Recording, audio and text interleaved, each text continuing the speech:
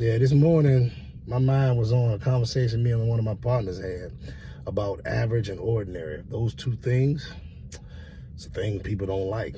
They don't like to be ordinary average. They want to be larger than life, more than what they are, maybe exactly what they are, or better than what they are. But the reality of it is a lot of times, man, people got to understand that who they are doesn't set them apart from anybody else. They're just like everybody else because the society is based on making everybody ordinary, because they want everybody to have the same concept of life. A house, 2.5 kids, 2 cars, that type of concept. That's the normal thing. So anything outside of that is going to be considered not ordinary. And so it's like you have to think about what it is that you're trying to do or who you're trying to be. It's like when you're a child, you say you want to be a fireman, policeman, you say all these different things. And then as you get older, when it's time to manifest those things, you got to really think about, are you going to be happy doing those things? Because everybody in the world has a job, regardless if it's actually a paid job or not. The reason they're the way they are is to make the world go the way it goes. So you have to have people that do things bad to keep people right. So like, what if nobody was committing crimes? You wouldn't have no need for the police. What if there was no people to govern? Then you would have no need for politics. So all these things go together. And a lot of times we don't understand stuff. We're basing it upon what we thinking in our minds. And we have to learn how to basically think outside what's inside our head. So basically think outside the confines of our own understanding. That's what I like to say.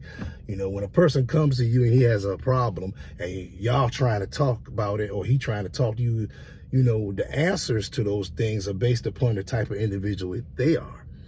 The answer ain't based upon what you feel. So if you come to me and you say, man, I don't like this, I have a problem with this thing, and I say, well, I don't really pay that no mind because I'll do something this way, I haven't answered your question. I've talked about the situation and I've subjected it. So basically subjective mean for me, about me. Objective mean for other people. So I have to be more objective when I talk to you. So I would look at you and I will say, okay, he's this type of person. So him saying that, and I would direct the conversation basically. That's basic communication skills, which people don't have. The reality of the truth. A lot of times you don't have to be truthful just like, okay, voluntarily. A person can tell you something, and it's up to you whether you're going to tell them the truth.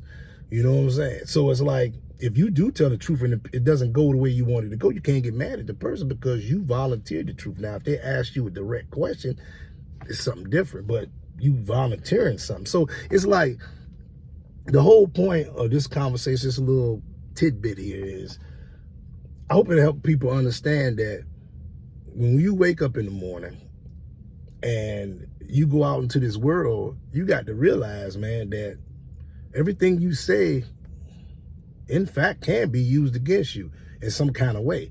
And everything that you do, at some point, somebody's watching and see you. So to think that, you can be so special that you're not average, you're not ordinary, it's all going to come that way, because as soon as somebody see whatever it is you do and they like it, then they're going to copy it. But guess what?